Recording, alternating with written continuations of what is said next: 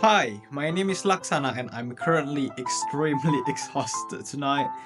For some reason, it's been a busy day, but you know what? I still gonna give you some practical, straight to the point guide on how you can actually be consistent at doing positive things, exercising, studying, practicing your art, reading some book, anything. This is January 29th, 2025, and this is gonna be day 205 of consistently helping people build consistency.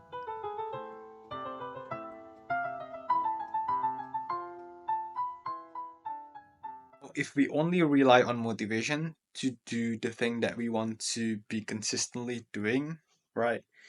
We are not going to be consistent at doing that thing because motivation comes and goes, and actually that's pretty normal, right?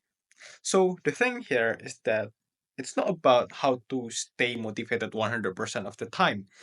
The question that we should be asking here is that how can we systematically create a system that's going to help us to stick consistently to the thing that we want to be consistent at, even on the days when we are not feeling motivated. One system that you can implement, let's say you want to be consistent at doing some exercise, you decide what type of, like what is the bare minimum of doing the exercise. Let's say, like 5 push-ups or maybe like 5 minutes of running, and maybe like you do it every weekdays, right?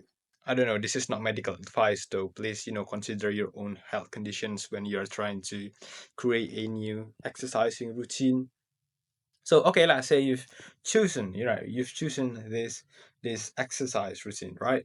And then you set on a specific time of the day when are you going to be doing it. 5 a.m., 5 p.m., I don't know, just like um just something that fits your schedule, right?